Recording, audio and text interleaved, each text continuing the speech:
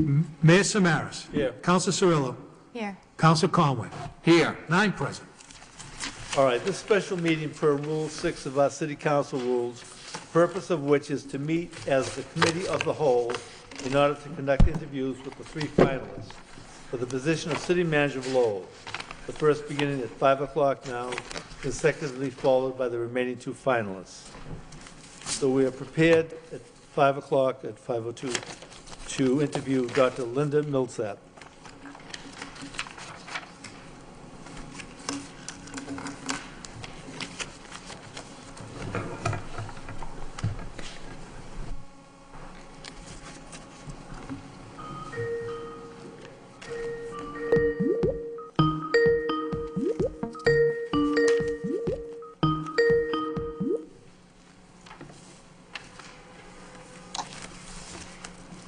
Hello, this is Linda.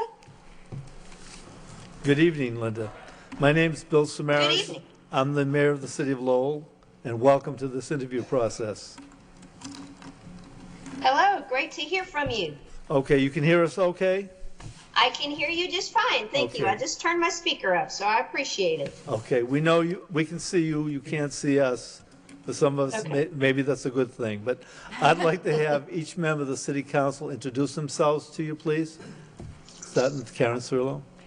Hi, good evening. My name is Karen Cirillo, and I am from the Centerville area of Lowell. It's nice to meet you. Good to meet you, Karen. My name is David Conway, and welcome. Thank you, David. Good evening. My name is Rodney Elliott. Nice to meet you. Rodney, good to meet you. My name is Ed Kennedy. Thank you for doing the interview. Thank you, Ed. My name is Rita Mercia. I'm very honored to meet you, and welcome to Skype in the city of Lowell. Thank you, ma'am. Hello, Councilor John Leahy. Nice to meet you. Hello, John. Hi, Dr. Millsap. My name is Jim Milanazzo, City Councilor. Thank you for your interest in this position. Welcome. Thank you. Thank you, Jim. Good evening, Doctor. My name is Wes Nanoon. Welcome. Correct. All Thank right. you. Doctor, this is the basic premise to this. The first 2 minutes will be provided to allow the interviewee yourself to introduce themselves to us as each member of the council, okay? And then Okay. each member of the council will be allotted 1 question per interviewee. The first question will begin with Councilor Cirillo, followed in sequential seating order, and end with myself. At the end, you will also be given a chance to, a couple of minutes to give a closing statement. But also, prior to the end, if you have questions, you may ask questions. Now, as I stated, each council will ask you 1 question. If there's a need for a follow-up question during that time, that will be done. And then at the close of the 9 questions that will be asked, I will put it out to to all the city councilors if anybody else wants to ask another type of question. You all set with that? That sounds perfect. Thank you very much. Okay, so why don't you give us we have your resume. It's a very impressive resume, but it's Thank nice you. to hear from the candidate about how she describes herself for this position as city manager of the city of Lowell. All right. Well, and thank you all for giving me this opportunity to speak to you from my guest room. So that's unusual. I haven't done many of these, so thank you very much. And I think I would start with describing myself as someone who has committed myself pretty much lifelong to public service and effectively managing excellent public employees and dealing with a lot of the challenges that face you all as public officials. And so now let me put that a little bit in context. Of course, you've seen my academic background. My undergraduate was from American University, and then I have a master's degree from the Kennedy School at Harvard, and my specialization was in community development and low-income housing.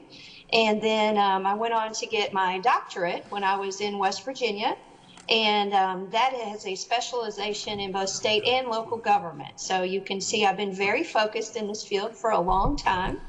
And then in terms of my work experience and my commitment to public work, after I finished my master's degree, I went to West Virginia and spent a year and a half, essentially driving around the state, coming up with great ideas for economic and community-based development in a not very prosperous area. And it's interesting, I looked at a lot of case studies related to your city for some ideas about things that we could do in some of our areas that had a lot of textiles and manufacturing. And so did that a while, started a nonprofit while I was working for the university system that helped young people start their own businesses and expanded to include a community college program, support for laid off coal miners, and also doctors that were going to put together practice in rural areas. Then I came further south. So that's where the accent came from, to North Carolina. Did some things in a Chamber of Commerce for a while, but then mostly moved to Raleigh. And at that time, I worked for a number of years with our state legislature here as a member of the nonpartisan staff. And so what that means is I was supposed to be the subject matter expert, the number cruncher for members of both political parties, of both the House and the Senate, on issues related to taxation, economic development, and economic forecasting. And I took that experience to our Department of Revenue here, where I served two separate roles and ended up there as a COO and Deputy Secretary, had about 1,500 employees, and we're able to do a lot of good things around really positive management in a very difficult environment. We ended up losing about 17% of our budget and resources, and still managed to increase collections without any law changes by multiple accounts. So we went from about $250 million of enforced collections to $1.2 billion in enforced collections. So I'm really, really proud of that. And since then, I've done some work in the nonprofit sector. I have been the chief operating officer for a property management and development company, and currently do research work for local governments here.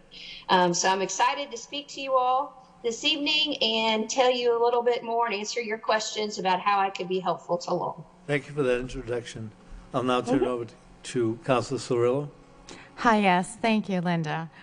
I see in your letter that you had attached to your resume that you said, I remember the challenges Lowell faced when I lived in Boston many years ago.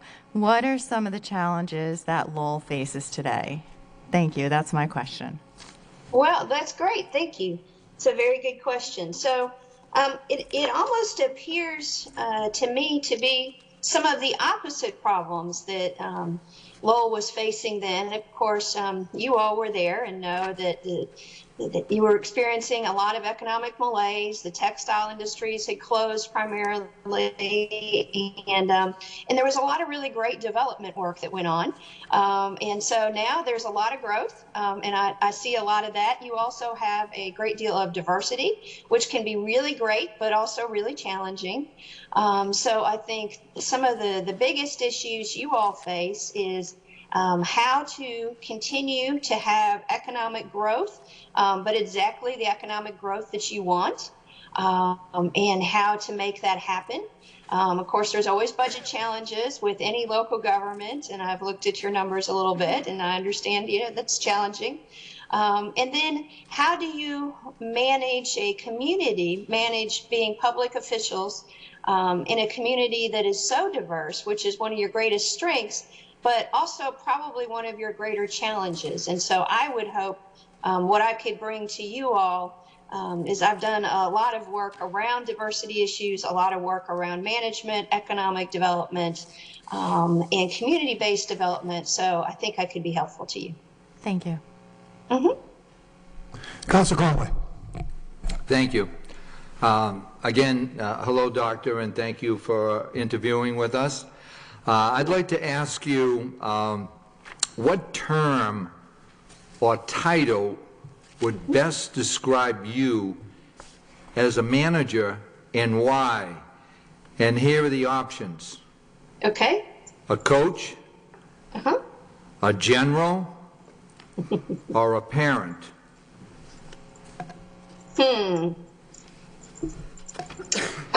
Well, those are interesting choices. I used to do, and I will return to your question. So I would say essentially a coach, but I used to do some leadership training with my staff when I was with the Department of Revenue. And I always talked about you needed to be both partly a general and candidly both a little Christ-like in your mission and compassion. So I think coach kind of encompasses that in that your purpose is to, as a manager, is to find the right people, just like a coach, that you need to grow them and support them. And sometimes, you might need to help bring them in a little bit, get them on the right path, help them move forward. I feel it's really, really important to grow your staff, even if that means growing your staff out of their current role and hopefully finding them a new role where they can do more. But unlike a parent, right, with a coach, sometimes you have to let some people go off the team. If you're a parent, you might be, if you take a parenting position, you might be just a little too reluctant to do that. As a coach, you want to keep all your best players. You want to keep all of your promising players. But sometimes if you've got someone that's just not a good match for the team, you need to let them go. I thank you for your answer. Counselor Elliott. Good evening, Doctor. Yes, sir. You spoke a little bit to your experience at the Department of Revenue and revenue collections. Can you tell me some of the strategies or some of the tools you use to increase those collections? And sort of along those lines, if you could just dovetail into, I see you taught a course at Duke University in state and local government, your experience, and that was in budgeting. So maybe a little bit of your experience in local budgets and some of the challenges that communities face. All right. I appreciate that very much. So let me talk to you first a little bit about the situation at the Department of Revenue, and then we'll talk about some of the rest of it. When I took over the role as Chief Operating Officer and Deputy Secretary at the Department of Revenue, that was at the beginning of the Great Recession. And in addition to that, there have been some policy choices made by the previous administration and previous legislature that candidly left state government in a pretty difficult financial spot. And so my primary charge as Deputy Secretary was to generate as much revenue as possible without any changes to the law, and hopefully not creating too much angst for the elected officials. And so what we did is a process that I think I encourage all my students to do and have encouraged the counties that I work with now to do, which is, first of all, look at what you should be getting that you aren't currently getting. So looking at what is your accounts receivable, what are some of your write-offs, what are some of the revenue sources that you could look at and increase your collection rate. And so in that case, we specifically looked at, first at large corporations. We had cases that had gone on for candidly as long as 20 years without resolution with some major corporations. And we went down that path a little bit. And I went out to them and talked to them about why there was no resolution, and also talked to the large accounting houses about it. And it turned out, strangely enough, the answer, what they wanted from the department, more transparency and more certainty. And so we put together a program that delivered more transparency and certainty to them in exchange for a commitment on our part to come up with a standard methodology that they could use for filing their taxes for 10 years. And so we did that, and that alone generated about $500 million in less than a year. So we were excited about that. Then we looked at the next bucket of accounts receivable, which was a lot of small businesses who during the Great Recession had really come upon hard times. And so we put together a partnership with the small business centers and small business technology development centers here in the state to get those folks lined up with counseling to help them refinance their various business interests. And in exchange for them going through that counseling, we gave them much better terms for paying off their taxes going forward. And that allowed about 2,700 businesses to be able to stay in business And of course, that saved at least 20,000 jobs. So I'm really excited about those kind of things. Now, in terms of what I teach my students and what I work with counties on, of course, the challenges now for the most part are shrinking federal and state revenues for important things that citizens want, but not everybody wants to put money up for. And so I try to help them really understand that the process of budgeting is really about choice and priorities. And so it's very important to work with the elected officials like yourself to truly understand what you all believe are the key things that have to be funded and how to make that happen. Because there's always some efficiencies, some way to do things a little bit better as long as we're focused about it. Great. Thank you very much for that answer. Council Kennedy. Hello, Doctor. The mayor has asked that we limit ourselves to one question, and so I think I figured out a way to ask a twofold question that will be, that I'm sure the mayor will count as just one question. And so if I may, Yes. you were in Cambridge going to school for a couple of years, so that would be some time that you would have spent in Massachusetts. And do you have a particular reason why you would like to come back to Massachusetts? Aside from the job. And then the second part of that question would be that you mentioned in your introduction that you had looked at several case studies that involve Lowell, and I assume that you probably did that while you were studying in Cambridge. And so would you be able to cite one of those case studies and tell us whether you would concur with the way that it was handled in Lowell, or is there something that you would have done differently? That's more than two questions, I think, but I will endeavor to get all of them. So why would I like to come, and the case study question. All right. So the why I would like to come, I need to kind of back up and say why I'm here in North Carolina as it is. As you saw, started out in West Virginia and ended up moving to North Carolina for family obligations. And over time, those have gone away. And so this May, my last daughter will be graduating from high school. And so that makes it so for the first time, I will be able to move and have started looking for where that would like to be. And really looking in the Massachusetts area is one of the areas that I've highlighted. I would be less than candid if I didn't admit that one of my daughter's top schools is UMass Amherst. And so while I've told her she can look anywhere, I've also told her I might follow her a little bit because she would very much like to also be in the Massachusetts area, either at UMass Amherst or possibly in Boston. So that's kind of part of that.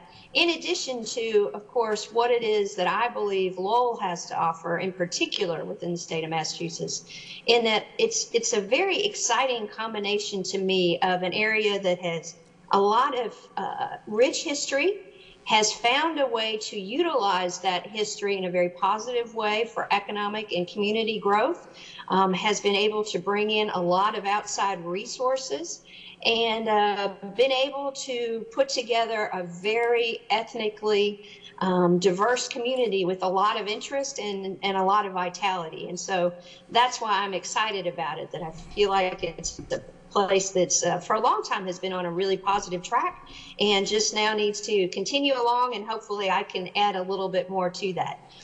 In terms of the case studies, it was really looking in general at the whole attempt to start moving a lot of the old textile buildings into a more updated economic profile and all of the different fits and starts around that.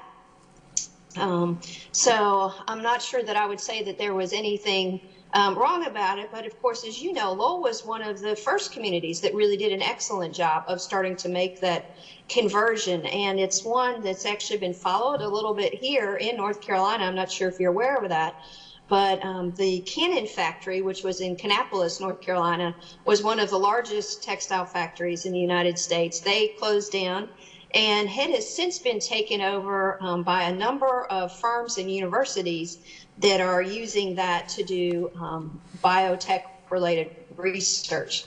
And so again, that's kind of a model a little bit different than you all have gone, but being able to take what Lowell has, preserve it, and move it forward. And I'm excited about that. Thank you. Council Mercia. Good evening, and thank you for being here, Dr. Millsaps. I could say that I have one question that has three parts, but I won't do that. What is your one single quality that you would bring to the city of Lowell should you become the city manager? One quality. The greatest of your qualities. Okay.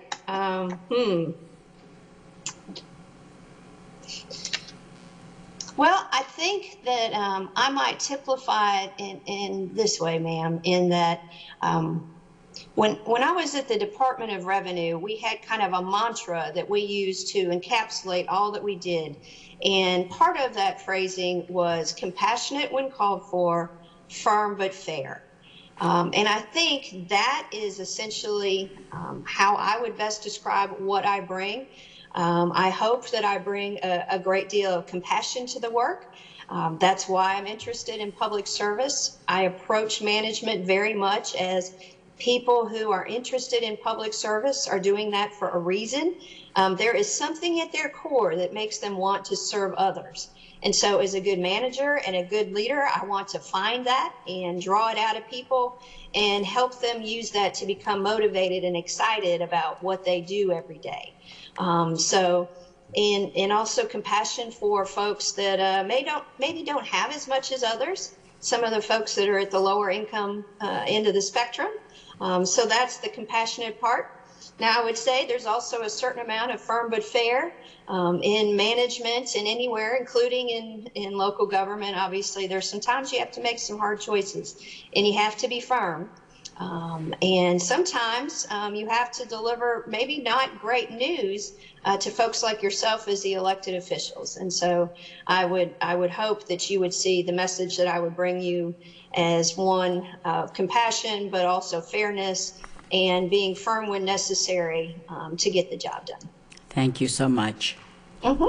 Councilor Leahy. Thank you. Hello, Doctor.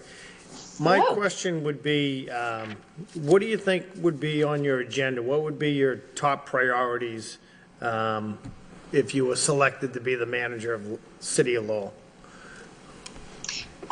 Well, I think they call in a couple of categories. So first, I would want to spend my first 60 to 90 days really wanting to get to know you all as the elected leadership of the community and what it is that you think is most important, because of course I would be appointed, you all are elected.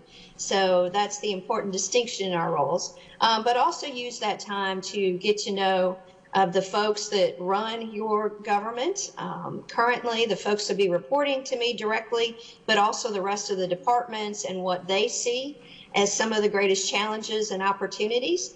So that would be where I would want to start. But specifically where I think that I would end up would really be around the areas of making sure the systems that are a part of Lowell's government are working at maximum efficiency and effectiveness, that they are really getting the job done, so to speak. They're delivering the services. They are doing it in a timely and effective manner.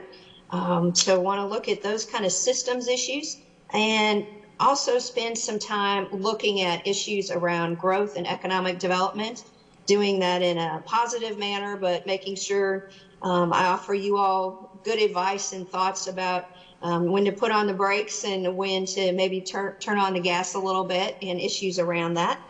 So I think those would be some of the biggest issues. And then, you know, I recognize, again, that there's a very diverse community in Lowell. And so I would be remiss if I didn't make it a high priority to be sure to reach out to all of the various communities within Lowell, whether it's the Cambodian folks or if it's other groups, to make sure that they are included in what government does in Lowell and that they feel like they're getting the appropriate services that everyone else is in the community.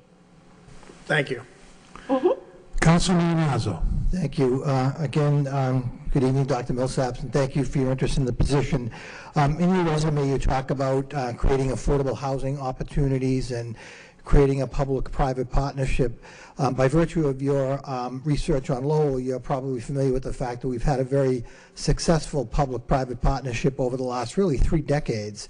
What would you do as city manager to make sure that those partnerships with the business community, with the banking community, with the University of Massachusetts at Lowell were not only still in place, but how would you go about improving and strengthening those partnerships? Okay, well, thank you for that question. I think this is an area where I would really excel as your manager. And let me tell you a little bit about how that is. So when I took over the role at the Department of Revenue, the relationship between the department and the business community was really quite rocky. And so by the time I left that role, we were in a position that not only had we generated a lot more revenue, but we had a really strong relationship going forward with the business community.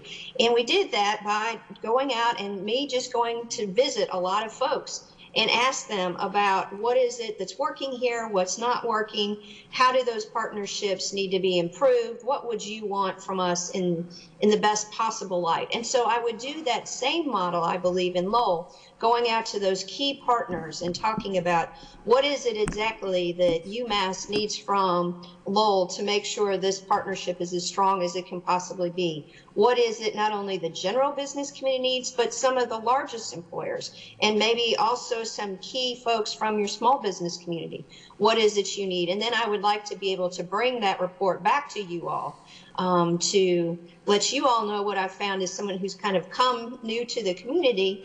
But I would feel like a lot of what my job would be is to go out to those folks one by one and make those connections. Now, I recognize also in dealing with public-private partnerships, right, that can be a double-edged sword. And so you have to be really cautious as well about making sure you're not moving too far in one direction or another, and that the relationships are cemented in the appropriate way with the appropriate legal oversight, contracts, all of those kind of things. So I would also want to go through any of those types of documents and make sure of my understanding of the relationships, and also to be certain that those relationships are structured in the way that they need to be to protect both Lowell and you all as the elected officials. Great. Thank you, Doctor. Thank you. Councilman. Hello Good again, Dr. afternoon. Millsap. In terms of selecting key personnel, the city has been less diverse. In your own view, how would you reach out to a more diverse community in terms of hiring? Well, that's an excellent question, sir. I appreciate it. And I think the first step is to look exactly at what the numbers are. Things like measuring exactly, and I'm sure you all know this, but for each department, how do things look in terms of diversity, and how does that match up to the population in Lowell itself? So then we know kind of what we're looking at.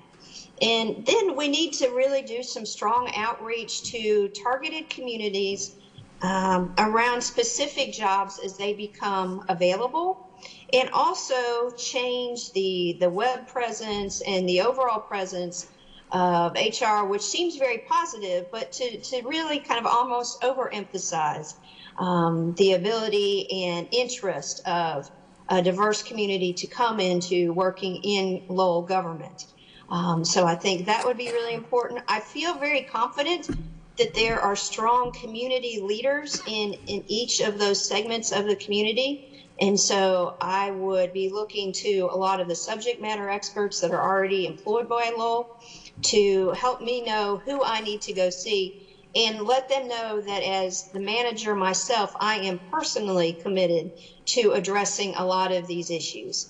And then I think it's also important, sir, that we make a point to, as county government, celebrate the diversity of the staff and the community, and celebrate any improvements and changes that we make in that. You know, there's a whole lot of value to me to making sure not just to move the numbers, but to really recognize changes, positive changes, and what they add. And so I think there also needs to be a certain amount of celebrating that diversity with particular events or articles, just even profiling some of the folks who are already in Lowell government about what they add, to add some real concrete measures to, yes, there is a lot of value to having an even more diverse workforce. Thank you. Mayor Samaras. Thank you.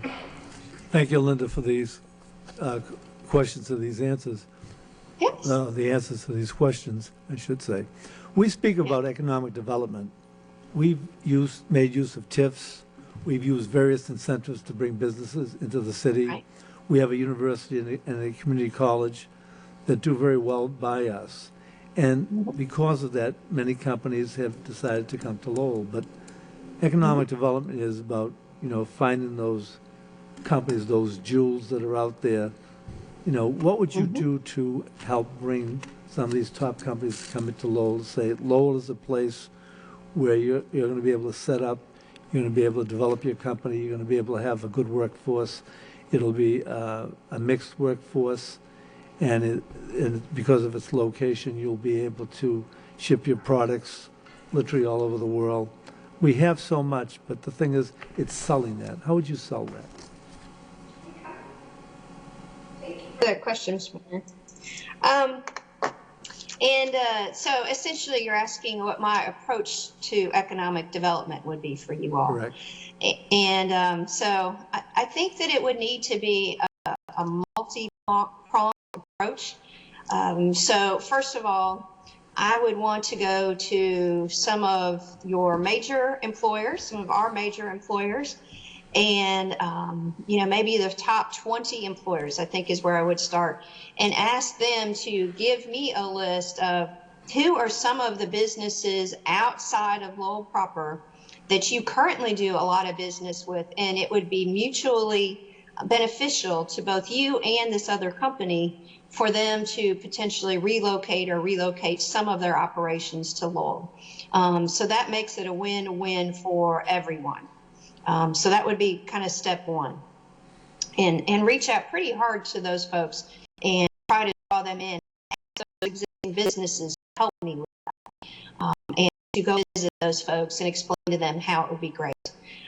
Secondly, I think that we would want to really look hard at the particular niche markets that are already successful there in Lowell. And I know some of you have a lot of things around food processing, you have some biotech things. I mean, there's a lot of exciting things going on. But pick some targeted industries and focus heavily on trying to go to surrounding states and areas around that. But again, also vendors and suppliers to those industries to try to build more of a cluster around that. The third item that I would look at is really strengthening what supports there are for the existing small businesses in the community. And I recognize you have some really exciting things going on there in your small business community, but as we all know, it's a lot more efficient and effective in many ways to grow a lot of small businesses than try to bring in another buffalo, if you will. Growing your small business doesn't cost you anything in additional tax credits, but those are businesses that are clearly going to want to stay. So I would bring some focus in on those. And I think I would also look back to some of my West Virginia experience and really try to look at finding ways to grow more entrepreneurs in the community. I mean, there's so many great resources in Lowell with the university, with the community college, with the high school system.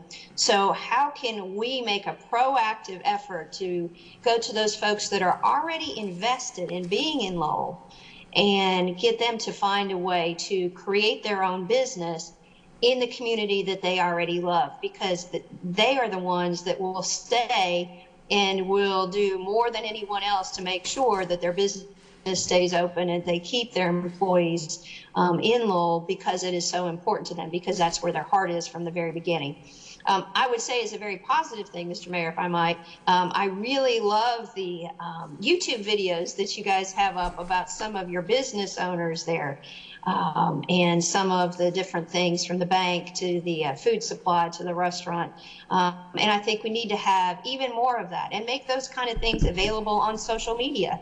Have those things pop up. I know Facebook is a little, questionable this week, but assuming that all gets worked out, push those things out and have even more on social media.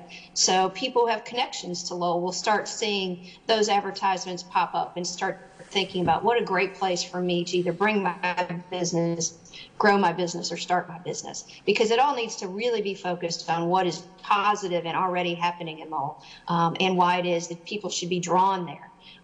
Incentives are important, as you mentioned, Mr. Mayor, but in reality, those incentives are often just kind of the icing on the cake, except for some of the largest things, it's like Amazon. And so I think focusing on those folks that are just so close to already coming to Lowell or already close to starting a business in Lowell would be the perfect way to go. Thank you. You do show a good understanding. Thank you very much. At this point, I'm going to ask my colleagues if anyone has a follow-up question. Mr. Noon? Thank you, Mayor. I do have one more question for you, Dr. Millsap. Do you see the nonprofit as part of local economy? If so, how can their contribution be maximized to achieve broader economic development goals?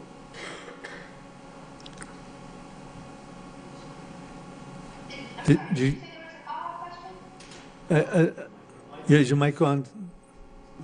I'm sorry, Dr. Millsap, my mic was not on. The question is, do you see nonprofit as part of local economy? If so, how can their contribution be maximized to achieve a broader economic development goal? That's an excellent question, sir. Yes, I think nonprofits are a very important part of any vital community. And they can be leveraged in a lot of really positive ways for economic development. And let me talk through a couple of those, if I might. First of all, of course, nonprofits bring employees. While they, have limited property tax obligations and those kind of things, they do bring employees. And in the end, that's what's really important to the vitality of the community. So I think it's important to, first of all, recognize their role as a major part of the economy as an employer, and to celebrate that and encourage them to continue to expand and to diversify, to your earlier question, to make sure that their employees are reflective of the community at large. In particular, dealing with the city government, I think there is a lot of opportunity for the city to essentially help incubate some of the nonprofits that are already there, or some that might be formulated. One of the strategies that we've tried pretty successfully here is to have small nonprofits be able to actually get some funding competitively through a grant process from their local government to do particular things. And they're not activities-based grants. They are outcome-based grants. So the nonprofit would have to do particular things and have particular outcomes, potentially using something called a collective impact model, if you're familiar with that. And they would be judged on how well they were meeting those outcome measures. And then if they were successful, they would be funded maybe a second or a third time. But at a certain point, what's been found here to be really helpful is converting those to actually becoming contracts, not grants, but competitive contracts for important work in the community. So for instance, there might be a contract relationship that develops around some early childhood issues. And so a local nonprofit that was really good at that would have some initial grant agreements around that. They would be productive, they would have good outcomes, and then eventually that would convert to a contract for actual work as opposed to a grant. So it changes the relationship. And then hopefully if they become a contractor, then they can start coming up with other organizations that they could contract with, partner with, and continue to grow that part of the economy. Specifically, to your point around economic development, sir, I think there is a lot of opportunity there in terms of what they can add around workforce development, about helping folks that are either don't have English as their primary language or have had some economic or educational challenges, really helping move those folks up to being more competitive in the workplace. And I think that's a particularly strong place for nonprofits to come in. And then finally, of course, the partnerships with the educational institutions would be significant as well. Thank you. Any further questions, Mr. Kennedy? Councilman Kennedy? Thank you, Mr. Mayor. Doctor, this is Councilor Kennedy again. When you were responding to Mayor Samaras' question, one of the things, one of the ideas that you put forward was doing a survey with all of the businesses or the companies that would be in Lowell to see who they do business with and then reaching out to them, which to me that sounds like a great idea. Is there a time where you did something like that, or is that, have you got an example, a practical example of when you did something like that and it worked out well? Well, I can tell you of an example now. I have to admit I didn't drive it, but I was at the legislature when this happened and was one of the analysts that worked with the company, the administration, and the legislative leadership to help make it happen. And in that case, we were looking at Dell coming to North Carolina and putting together a big production facility. And they were going to go to a big field that was donated by the local government. The state was going to put in all the roads. There were some tax incentives around that. What happened in that case, and then I'll give you another example, but what happened in that case is the incentives were actually structured. So there were additional incentives that went out for potential vendors to co-locate with Dell. And so that's an example of where that worked very, very effectively. Because all the finances went just not to the one corporation, but there was an incentive for those vendors to come in.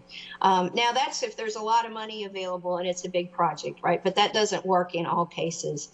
And so some examples of where that has worked pretty well is actually when I was at the Chamber of Commerce a long time ago in Western North Carolina, we did some of that. We had some textile companies that did socks and some companies that did the labels that go in the back of shirts, and went to some of those folks and asked them to partner with us to bring those folks in. And some of the business community was very interested in that. They recognized that it reduces their cost. Some of them, they weren't so excited about revealing who their vendors were and didn't want to participate, and that's okay. But in some cases, it does work, and I think there's a lot of opportunity to make a win-win situation there. Thank you. Thank you, Mr. Mayor. Anyone else? No, thank you. Do you have any questions of us? My questions are, what do you see as the relationship between the person in this role as manager and you all as the elected officials? How do you see that best working?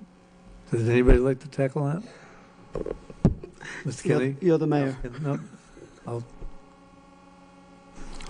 I think, from my point of view, what we've had and what we've had since 1944 is city manager government.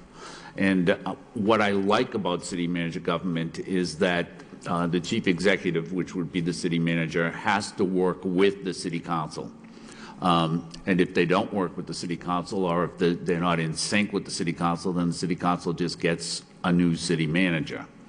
That's different from a strong mayor form of government where the mayor is elected separately from the city council, and oftentimes there would be people on the city council who covered his position. And so rather than to necessarily work with him, sometimes they may be in opposition to some of his proposals or initiatives. And so that's how I see the city manager government operating in Lowell, and I think that's really what makes it beneficial. And I think in terms of doing things quickly, although I have to say that I think government in Lowell probably works as slowly as any place else, but I think at least in making decisions, those decisions can be made a lot quicker and with everybody going in sync in the same direction. I'd like to add, I mean, when you talk about a city manager form of government working with the city council, I think it's efficient. Sometimes when you have a strong mayor, the mayor does what he or she has to do to still be elected. Okay? And usually it's lower the taxes. But at the same time, this is what we want of our city manager, to keep our tax rate down. But at the same time, we wanted more policemen, we wanted more firemen, that type of situation. So he had to develop those programs that were efficient, allowed us to hire more policemen, can keep a control on the tax rate, and get us what we want. Being a city manager is a difficult task because you have 9 people who are your boss and who meet with you once a week, to discuss those issues. And but when it works very well. Could you give us a closing statement? Would like that? I would be happy to. So, well, first of all, I'd like to thank you all for giving me your time this evening and allowing me to do this again from my interesting little room here. I appreciate the convenience of it. It's very kind. And tell you that I continue to be very excited about this role. You now know part of the story about why I would like to move there. We've been really excited about trying to get back to New England, my spouse get him to New England. And I think this would be a great opportunity. And I'm so excited about all the great things that are going on in Lowell. Now, in terms of why it is, I think I'd be a great candidate for you. My experience is pretty broad. And I think that's what makes me a really good potential manager, because I have experience across a large spectrum of things, from social service related things to economic development to taxation, all of those kind of things. While you'll have, I suspect, people that have more specialization, I can go pretty deep in a number of different things, and I hope that you would find that really valuable. I have a lot of good management experience. I've had the unfortunate encounter of having to lay off a couple of 100 people. I've also been able to hire some really great people, and I think that's one of the things that I do best, is build a really strong workforce. And finally, I think I'm excellent at building good relationships with elected folks like yourself. I was at the state legislature on the nonpartisan staff for 8 years and worked through Democrat and Republican control and worked with folks in the administration. I work with county commissioners. Of course, we have county commissioners down here from, there's 100 different counties and 583 county commissioners, and I work with many of them, and has just spent a lot of time working directly for very committed folks like yourself who have different ideas, but all good ideas about making their communities better. And so I would love to be able to assist you with that going forward. Thank you so much. Thank you, Dr. Millsap, from all of us. And Ms. Cowrie, Human Relations Person, will be contacting you shortly. Thank you. Thank you very much. Bye now.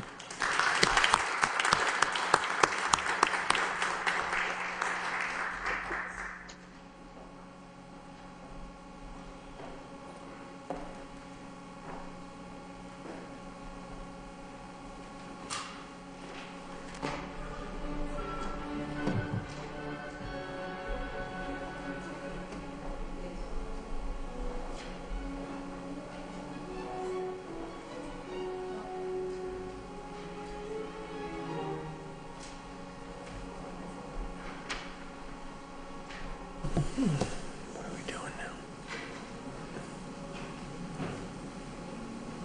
Mayor, can we have a 2-minute recess? 1 minute recess? Yeah, okay. Bye.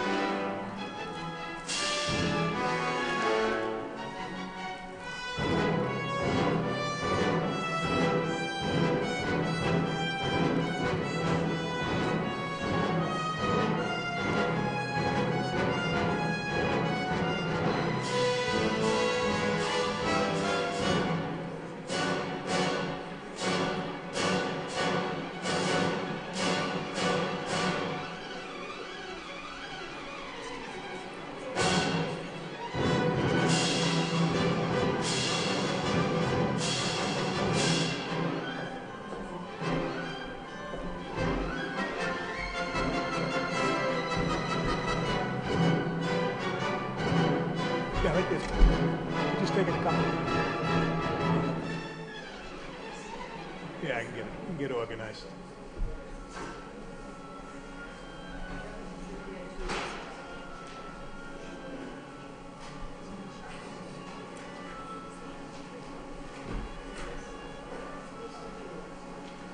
Just make sure the green light's on. Make sure the green light's on. Just push the button and the green light. Oh, okay. Okay. So all the citizens are voting.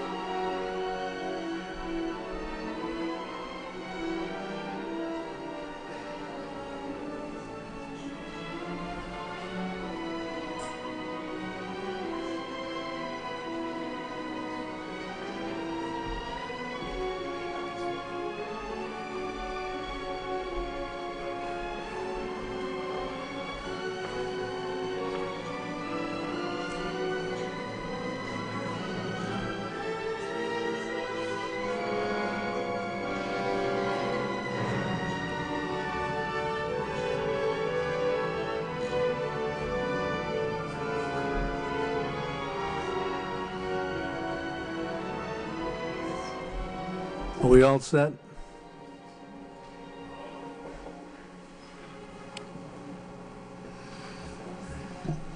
Mr. White, welcome to the city of Lowell. My name is Bill Samaras. I'm the mayor of the city. I'd like to have everybody introduce themselves before we begin. Good evening. Thank you for being here. My name is Karen Cirillo. Thank you.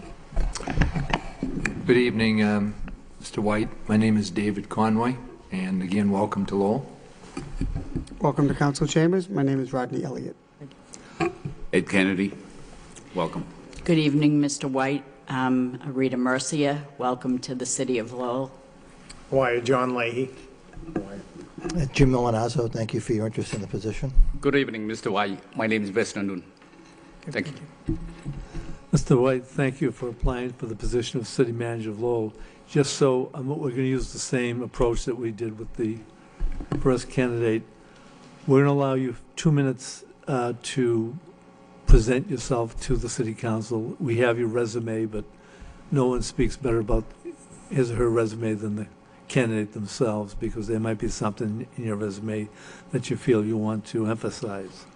Each council is allotted one question. Of course, in some cases, if you give a certain answer, that question might elicit 2 follow-up responses to get to the answer. Once we've gone through the all of us have asked one question, I'll open it up to any councilors who might want to ask a follow-up question. Then you'll have an opportunity to ask any questions of us, and you'll give us a closing statement as to why you want that position. So it started with Ms. Cirillo the first time. It's now going to start with Councilor Mercia to ask the first question. Mr. White, welcome. Yes, thank you.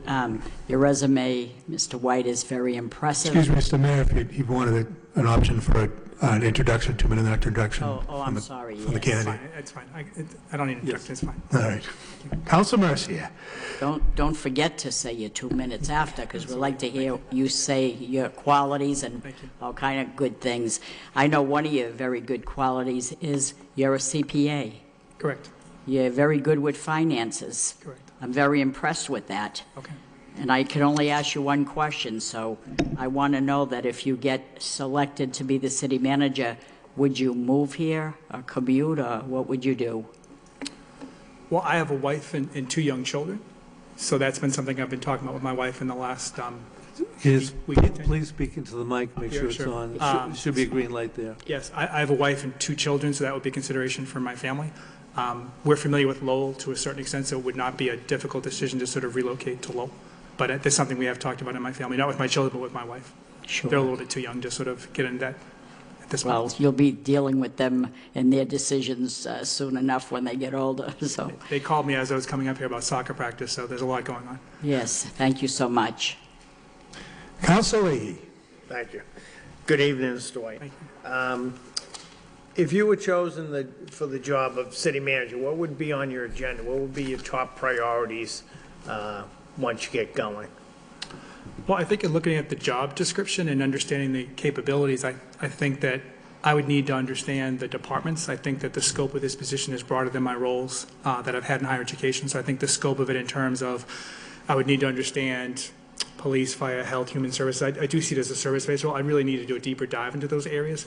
But I do think to the councilman's question, the fiscal responsibility is something I'm very comfortable with, so it's a comfort for me to understand the budget and the broad-based nature of that.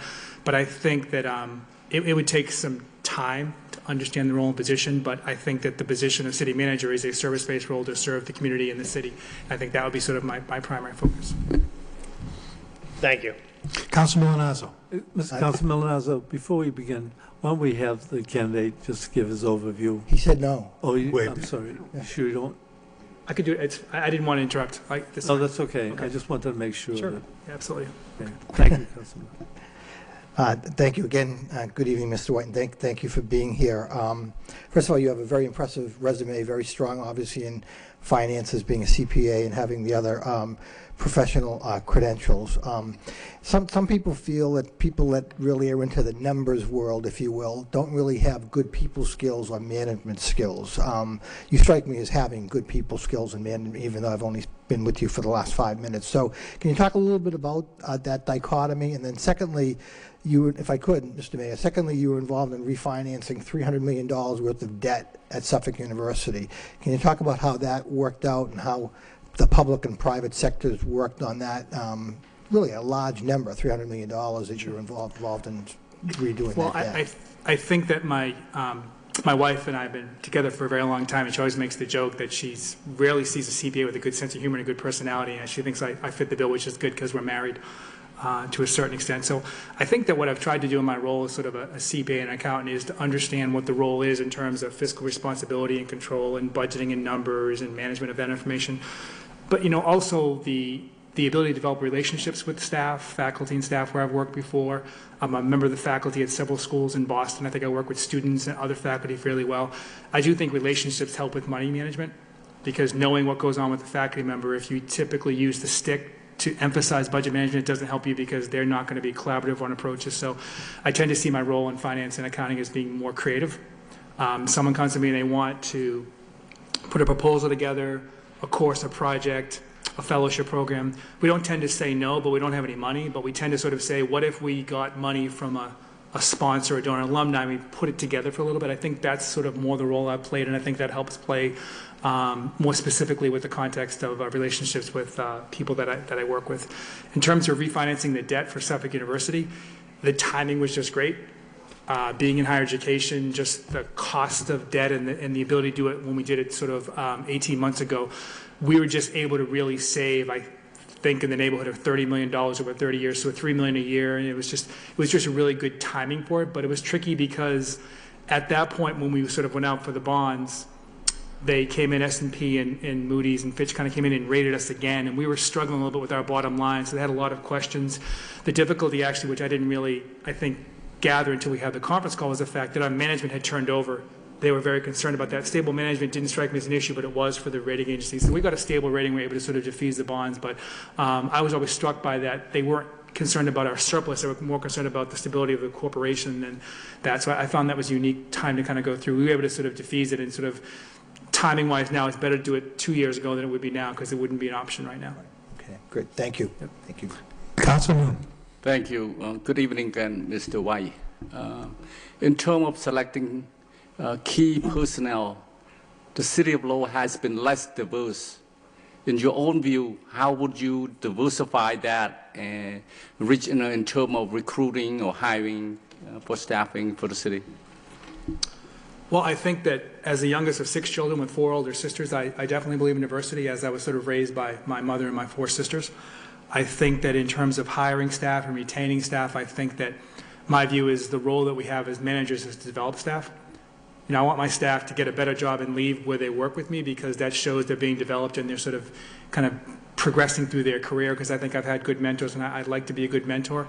I think being in higher education, I teach classes of anywhere from 10 to 85 students, and the diversity of my student population, because I teach online classes can be students from different countries, cities, and towns, and some of the students have learning disabilities, some of the students have other issues like that, and I've sort of just gotten very comfortable with my class in the fall of 2017 had 245 students, and the diversity of that class and has sort of, again, engaged me to sort of understand that people learn differently in different ways, that people are different in different ways, and I think that just getting to know my students over the past 20 or so years, I do believe in diversity. I do commit to diversity where I work full-time, and I do think that we look at candidates, and it's mostly a blind process where you sort of look at the resume, don't look at the name, and you kind of look at the person, what their potential is, and how they can kind of fit. And I do think in looking at and trying to capture and bring in staff, I think what's more important to me, if not equally important, is their fit in the organization has to be one that fits with the organization in terms of style and substance and ethics. And I think ethics is very important. And I think ethics to me is something where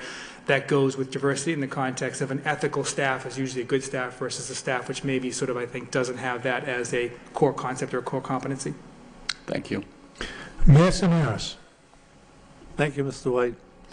The city manager's position in this city is very important to the city of Lowell. It's clear that it's a management position. How will you take your background and make it work? And I chose you as one of the candidates to be interviewed because of your money background. And in today's society, unfortunately, I mean, it's come to the point where money, the understanding of where the money is, how it's to be spent, has become very important. And sometimes there's questions, even jokes about, you know, how it is.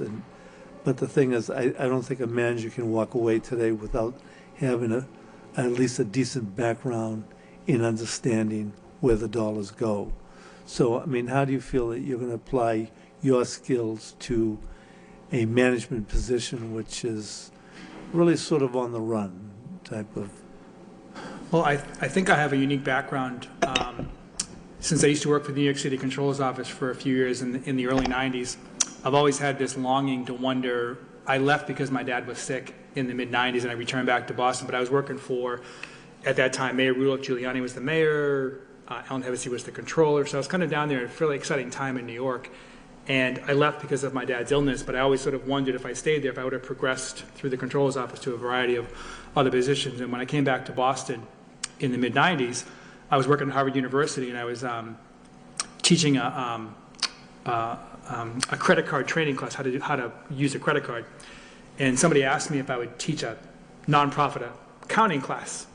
And I said I didn't really know a lot about nonprofit accounting, but I knew governmental accounting.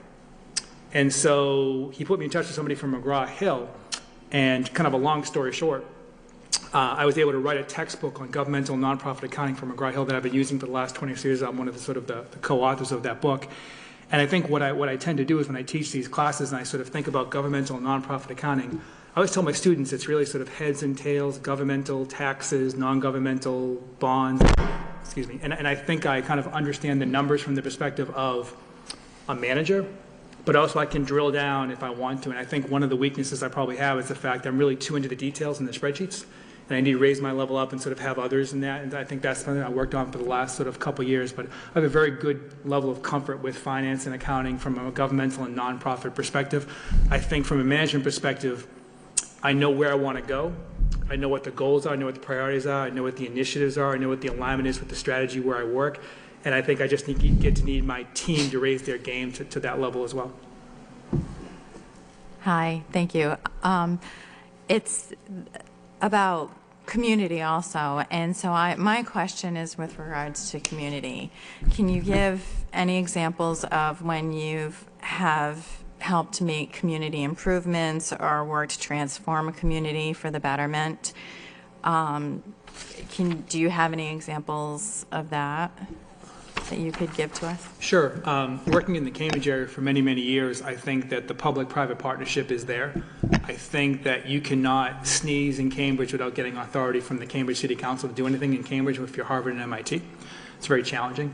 So I think what we ended up doing in my time in the Cambridge area for 20 or so years is really understanding that doing any type of physical plant project, any type of easements, sidewalks, things like that, were going to be fairly challenging. in the context of working with the city council and sort of others in Cambridge. So the example I can give you is one issue in the Boston area, which probably is an issue also in Lowell, is childcare.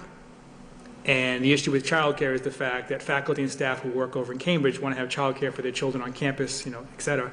And so we had to put together a proposal for Cambridge to get childcare on our campus, which was unique because it's a campus that's sort of more teaching and research. It's not really zoned for childcare. So what we did was we put a proposal together, worked with the city for about 18 or so months, got some facilities available, but also made it available to people who were not from the MIT Harvard area. And that helped because it sort of made it more community-based, where we had slots for people who worked in Cambridge but weren't in the university as well. And I think that's a good example of kind of saying that the child care was just not for us at MIT, it was for others as well. I think they saw that as sort of a token of good faith, that this was sort of more about the community in Cambridge, not about the fact that we had to get our faculty to have child care for their children when they're at work during the day. Councilor Conway. Yes, thank you. Mr. White, obviously, city manager's job is an extremely important one. And I think one of the major pluses, or one of the most important things, is the manager being able to identify good people. We can have the best qualifications going, but unless you're able to identify and work with individuals to get the most out of them. The question I have is, what term or title would best describe you as a manager and why? And I'm going to give you some choices here. A coach, a general, and a parent. I coach my children's soccer and other lacrosse teams, so I see myself as being a coach and a parent in soccer and lacrosse, and I see myself as being a coach and parent when I work. I think that I'm a parent when I need to get into the details and figure out there's an area in which we may not be as up to speed as we need to be, so I'm sort of a parent jumping into the details with my team. I think I'm a coach when I feel like we're progressing and things are okay. So if it's something that I think, for example, where I work, internal controls for the audit, the credit card issues, signing off on bank transactions, those are things which I have templated where I feel like that's fine, but I think there are other areas in which we may be working on a grant or gift proposal, which I think is trickier. So I have to have the judgment to say, that's a tricky thing that I should vet before it goes to the mayor or someone else, or goes to the dean or the provost where I work. I think that's sort of just my mindset, where I have to be able to identify if it's an opportunity for staff to grow, I want them to grow. And if it's a weakness where I think we may be at risk because it needs to be vetted more, I think it's in draft form. I think I spend more time on that, which I think just comes from experience. I think earlier in my career, I was too much into being in general and telling people what to sort of do, and then I flipped back to doing way too much. So I'm sort of trying to hold that healthy balance between being the coach and the parent. Councilor Elliott. Thank you again, Mr. White. You do have a distinguished career in the financial sector, and particularly in the private sector with some institutions including Harvard Medical Inc., MIT, et cetera. What I found was interesting, I think Councilman Milanazo touched on it a little bit, was relationships with employees, and I thought one of your letters of recommendation was pretty interesting, that you receive respect and loyalty from, yet you're still an effective manager, and you touched on it a little bit, but I'm hoping you may be able to elaborate how you're able to accomplish that, first and foremost, and secondly, what attracted you to apply for this public sector job? Well, I think, again, having a family and children, I spent a lot of time talking to my wife and my children about different things and different issues. And I found in the last 3 to 5 years working full-time within higher education, I think there's been a transition for us. I think that in the last 3 to 5 years, Harvard, MIT, all the schools I've worked at, for many, many years, it was just increase tuition, increase enrollment, we'll be fine, it's fine. Just enrollment's always going to go up, tuition go up, it's going to be fine. And I think in the last 3 to 5 years, I've looked at it and I've thought that, affordability for students is an issue for education. Scholarship is an issue. You just can't increase tuition 5% a year for 5 years because it goes up by 25%. And I think we're hitting, in the world of higher education, a tipping point. And I think the tipping point we're hitting and reaching is the fact that you have to start to understand the cost that the school has and the cost being passed on to students. And I think that every article I've seen in the last 3 to 5 years from every higher education magazine, it says there's a crisis in higher education, we're at a crossroads. If you look at the last 2 years, S&P and Moody's has issued reports on every organizational bond offering for higher education. It says it's stable, but we're worried. You know, it's stable, but we're worried. It's stable, but we're worried. And if you work full-time in a place where they say you're stable, but you're worried, you start to think through, is this the time for me to look at a role that might be back in sort of the old days for me in sort of a governmental organization? And that's, I think, what attracted me to the position. I think that was sort of it. I just think higher education is a great place and I've worked, but I just know the concern I have now is the risk is the cost of education to students and families has become an issue. And the spiral we're in now, it's hard to correct that because you're talking about an organizational group that 80% of our cost structure is fixed. It can't go anywhere. It's debt service, it's faculty, it's staff. And if it can't go anywhere, I don't really see the solution unless it's to hold tuition flat. If you hold tuition flat, the model doesn't work because then faculty and staff get no raises. It's a really difficult spiral. So I think that's probably what attracted me to this role when I looked at it in the last few weeks. Very good. Thank you so much. Council Kennedy. Hello, Mr. White. The incumbent city manager grew up here. He's lived here all his life. And when he applied for the job several years ago, he mentioned 3 or 4 initiatives or areas where he would focus during his tenure as city manager. You're not competing with him since he's retiring. However, you did mention earlier that your wife and you were somewhat familiar with Lowell, and that was one of the reasons why you thought to apply. And also, too, I'm assuming that in preparation, you've given some thought of your vision of the city and where you would want to bring the city forward. So could you speak to that, to you know, what has been your experience with the city and why is it attractive to you? And then beyond that, what is your vision as to what you would do or hope to accomplish while you were the city manager? Beyond, I understand that for the first 2 or 3 months you'd want to get to know the department heads. I'm not really talking about that. I'm talking about what you would do to move the city forward. Well, I think in general, I would want to understand the components of the city in terms of the services that are provided. I would want to understand the city in the context of how what the services are provided was sort of fairly based in the context of what the financials represent. I think my interest in Lowell is I'm a high school athlete from many, many years ago, but I used to spend a lot of time in Lowell competing in different sports. So I spent a lot of time up here. My wife and I have looked at Lowell as a city that's up and coming, a city that's sort of growing and sort of really growing in importance and sort of in terms of what the city can offer. We spent some time here in the last sort of few years. I don't have any initiatives I want to put into place at this point, but I sort of do think that initiatives that work for the city would be ones that sort of meet the needs of what would be a growing constituency here and a sort of a growing population in the context of services. I'm very conscious as a parent who lives in a town of what the cost is to live in a town, whether it be property tax, utility taxes, whatever those things are going to be, and I want to understand that structure going forward.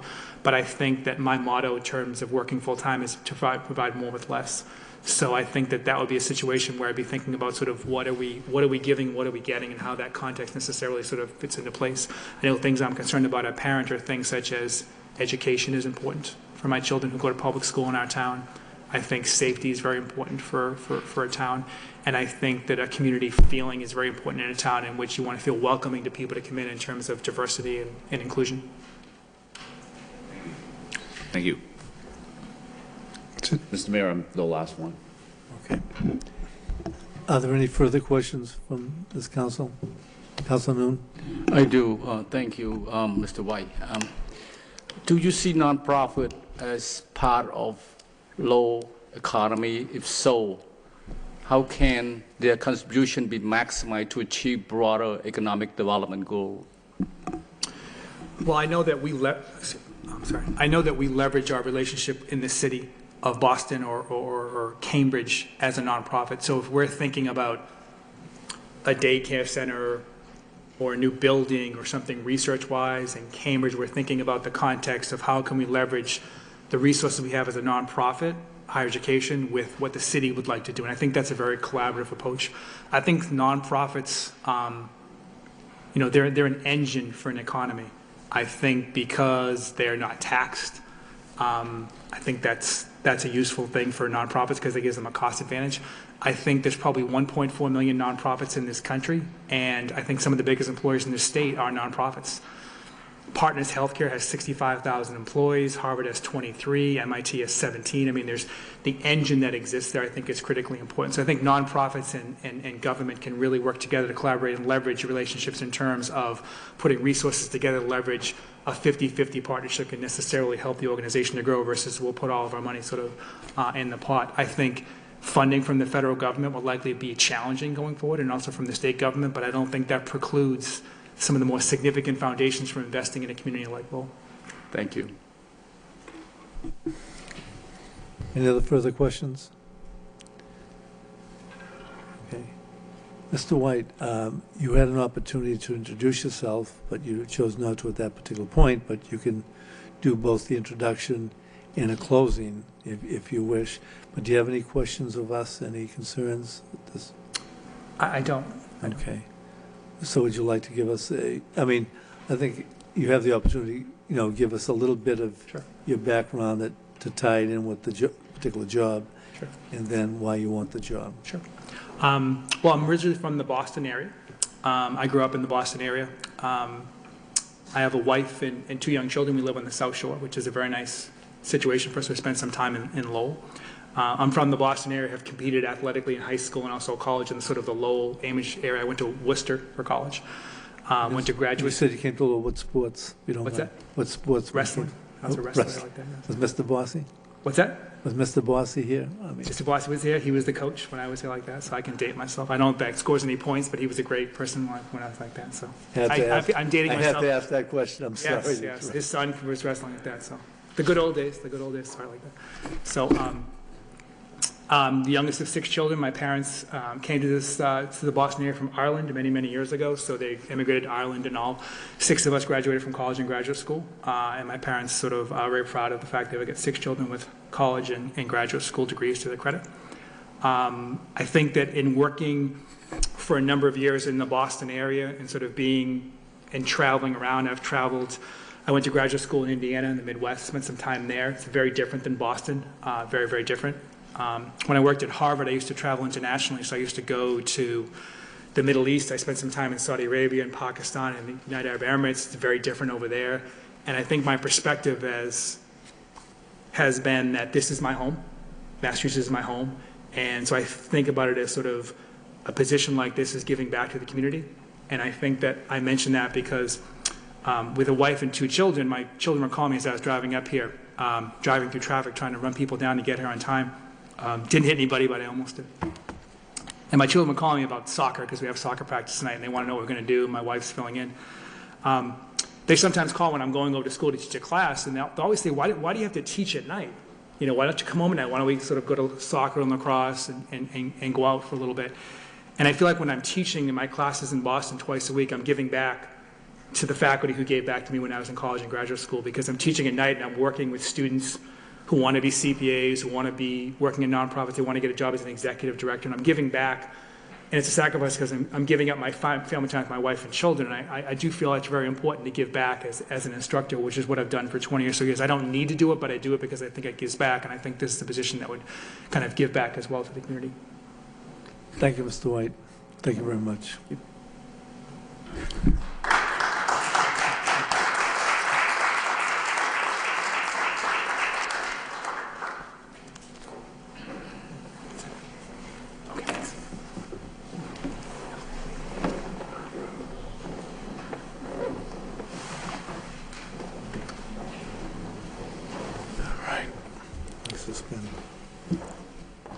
Just do a motion to adjourn. No.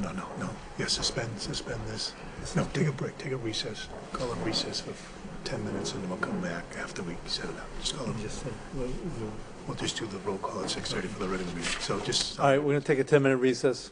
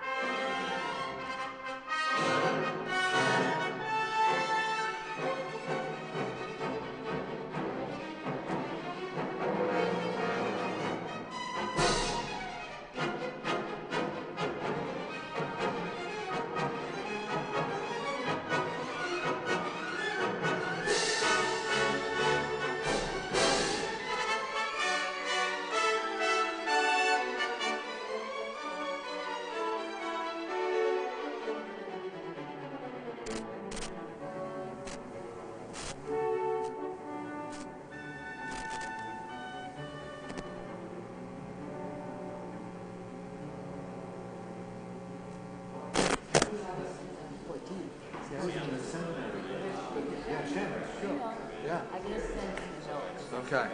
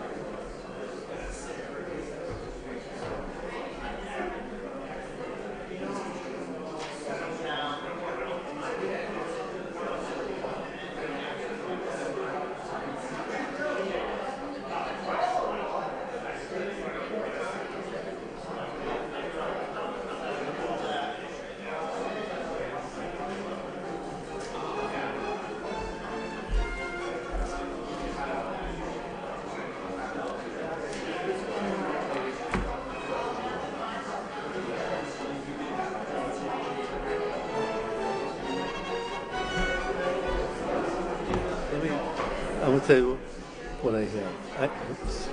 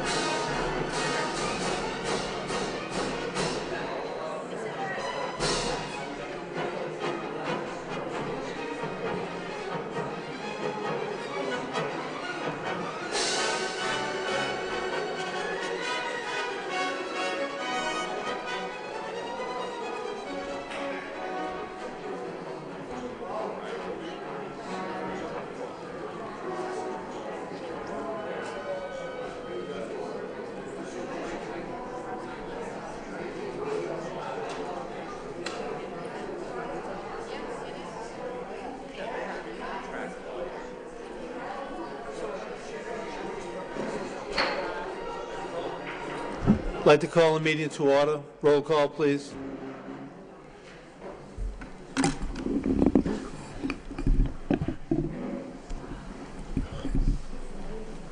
This is a roll call for the start of the regular council meeting. What we'll do is I'll do the roll call. Shortly, right after, we'll entertain a motion to suspend until the interviews are finished conducted, and then we'll come back to the regular council meeting. Council Kennedy. Here. Council Leahy. Here. Council Mercia. Here. Council Milonazo. Here. Council Noon. Here. Mayor Samaras. Here. Council Cirillo. Here. Council Conway. Here. Council Elliott. Here. 9 present. At the beginning, we had the prayer, we had the flag salute. I'd like to now have a motion to suspend, so we can go back to the interview. So moved. Thank you by Councilor Mercia. Seconded. Second by Councilor Cirillo. Thank you. Okay. Is Mary here? Yes. Mary, you want to bring our candidate forward?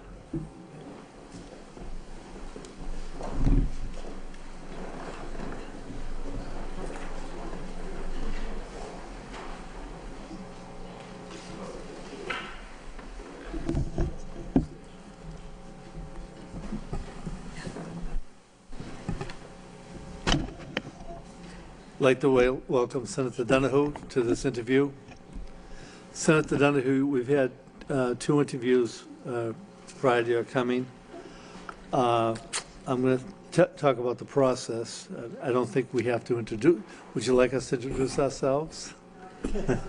Thank you. Thank you, Mr. Mayor. I think I know everybody here. All right. During this interview, you're going to have 2 minutes to introduce yourself. We do have your transcripts and all of in your resumes, but the thing is, sometimes it's best for the candidates to describe how that resume or transcript fits with the position that they're applying for.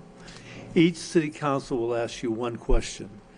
If there's a requirement or a need to have a follow-up question because of an answer you give, they want a more complete answer, they will ask it in various stages. At the end, you have the right to ask any questions of us and also to give a closing statement.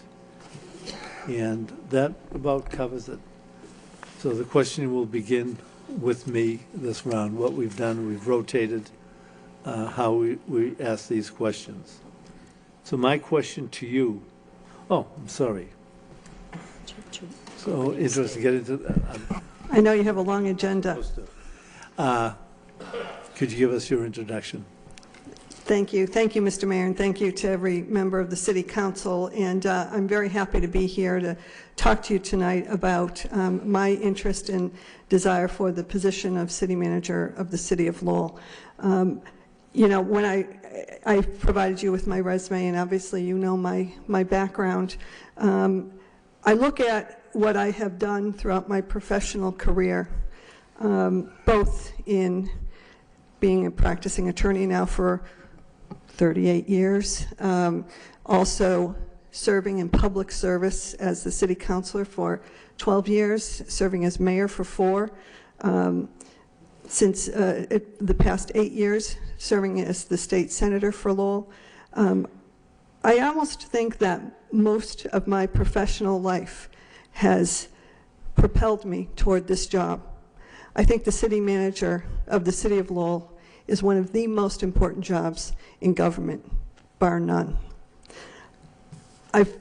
We all know what we've done here in the city of Lowell. I think back 30 years when my husband and I first moved here. Lowell's a very different place today because all of you and I and many others worked so hard to change the direction of the city of Lowell, and we've done that. But the reason I'm interested in this job is because I'm excited about what Lowell is. I believe in the city of Lowell, and I think we together can bring Lowell to a new place. Just touching briefly on my background, and especially in terms of my work in the state Senate, because I think the state is such a critical partner for the city. You know, there are gateway cities and there are other types of gateway cities. In Lowell, we have been so fortunate to have a delivery system here where we have brought resources to the city, where we have partnered, we have shown results. And that's one of the keys to our success, not just in terms of the delegation, but in partnership with all of you to prove to the state that we're worthy of their investment. You know, in my time in the state Senate, I've had the privilege of chairing a number of committees in the state legislature. The Committee on Economic Development and Emerging Technologies I have chaired. I have chaired the Committee on Export Development. I've chaired the Committee on Small Business and Community Development. I've chaired the Committee on Tourism, Arts, and Culture. I've sat on the Higher Ed Committee as the Senate Vice Chair since I came into the state Senate. And I've sat on the Ways and Means Committee for many, many years. I think I've gained a perspective of what it takes to get resources for the city of Lowell. More importantly, I think we've built relationships. Relationships matter when it comes to getting resources to any community.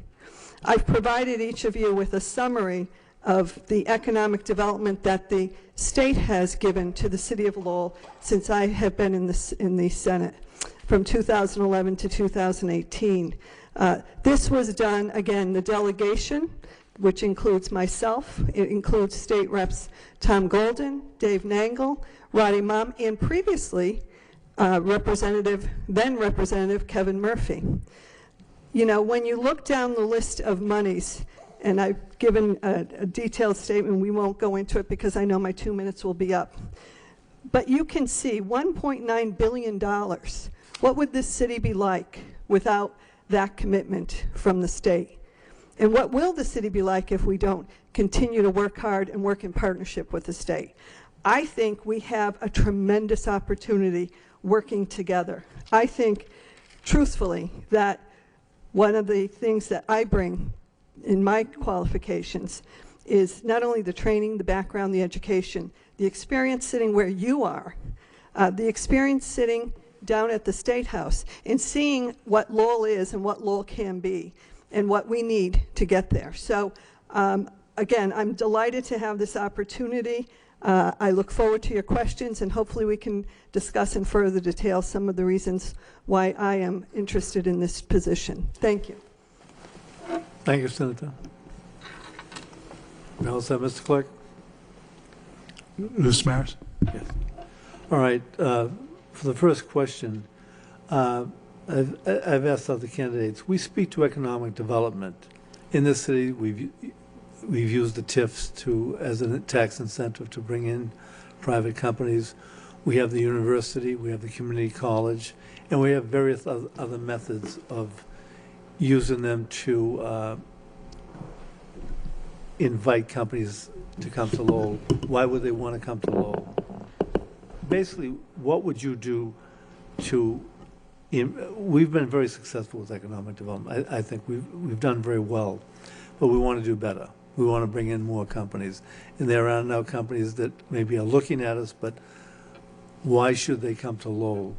How can you help them make that decision? Thank you, Mr. Mayor. I think that Lowell is a critical city in the future of the Commonwealth of Massachusetts. We're the 4th largest city. That doesn't mean we're the 4th most important city. I think I put us much higher up.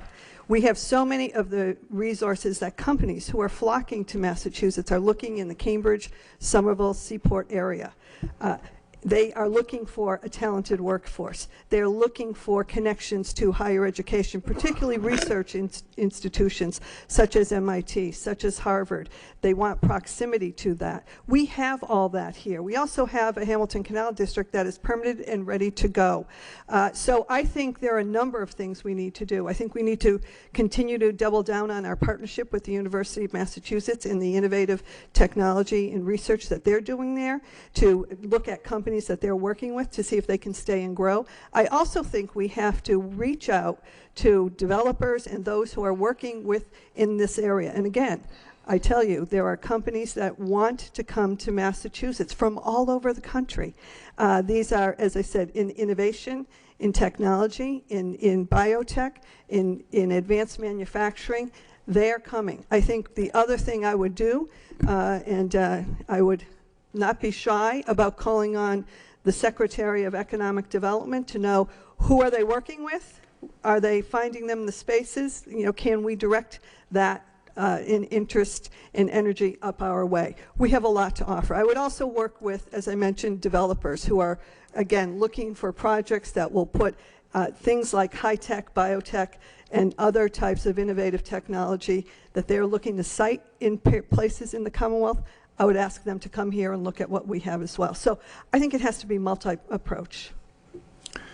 Councilor Cirillo. Hi, yes, thank you.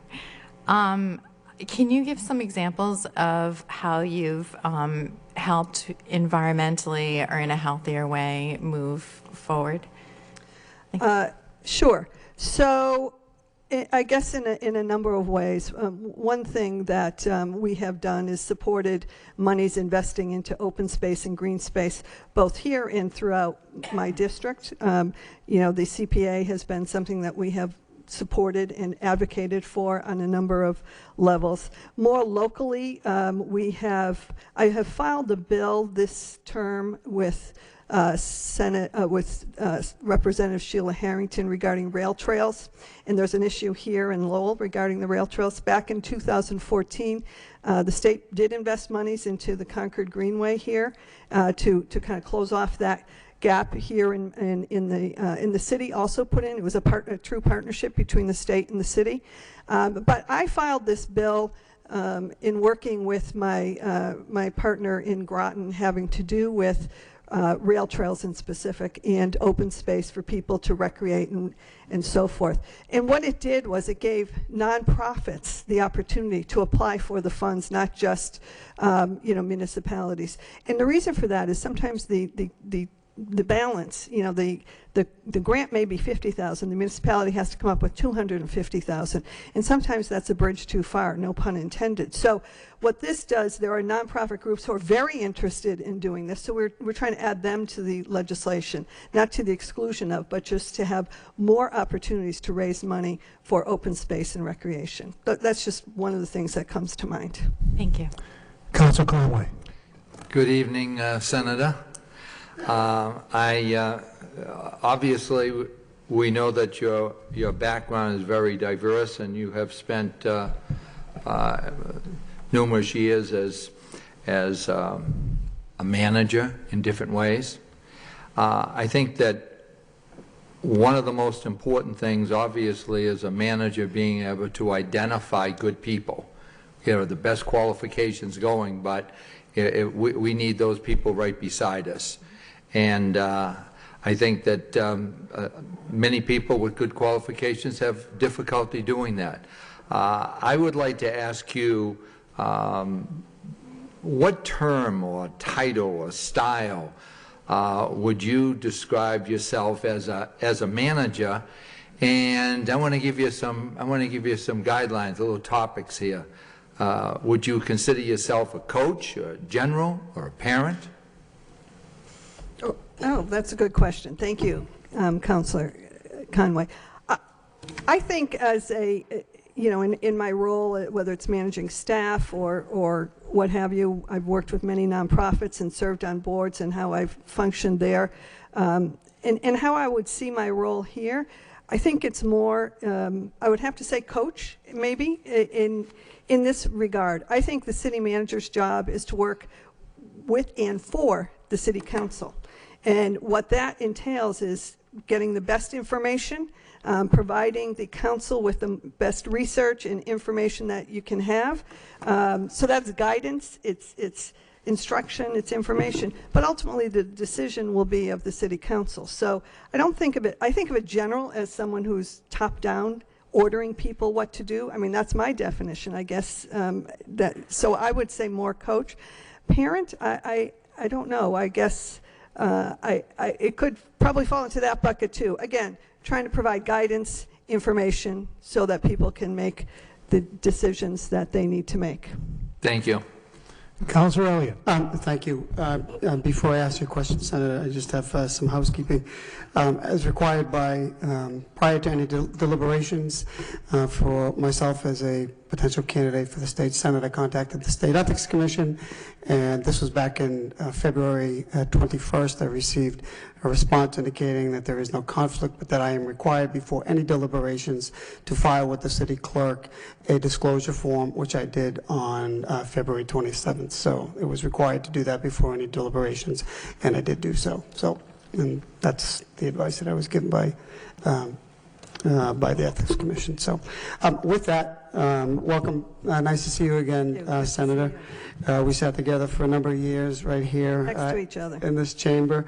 And my question to you is, certainly you have a firm understanding of the constituents, of the neighborhood, of the issues.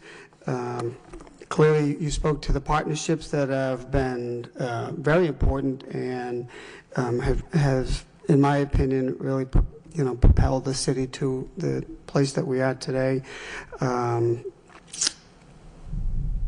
Public safety, we clearly know what the issues of the high school are. You have been intricately involved, but I want to go on some of the other pressing issues, if you will, that didn't necessarily take a backseat, but I think we need to focus on it. One of them is public safety.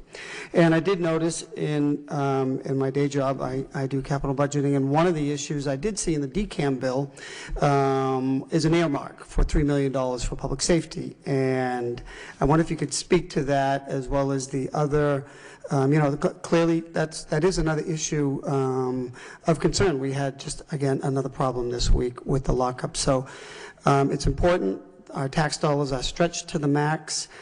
Any thoughts on how in the next in the next year or 2 years how we balance those interests, particularly with that earmark, which I think is significant that you had put into the bill? Thank you. I agree with you, Councilor. The public safety is key to anything we're going to do here on many levels. And I felt that 22 years ago when I campaigned here for City Council, that public safety has to be paramount in what we do.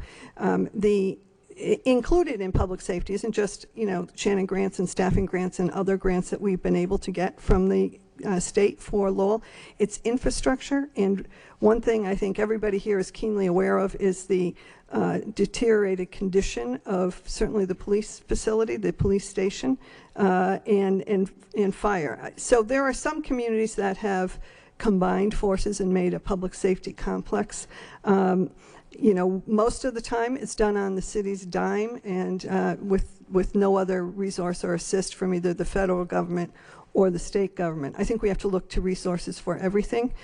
We had a capital bond bill that came along a couple of months ago, and I put in, I believe was asking for $4 million to begin the process of designing and funding a public safety facility for the city of Lowell. Now, that is, I think, important to get the ball rolling. We need to identify where, we need to identify how, and how we're going to pay for it. There are some communities in the state that are proposing to the state that they combine training services with the state training and the city in order to obtain funding. I think Lowell is perfectly poised. We have terrific police training here in the state. We train other communities all the time. The academy is second to none.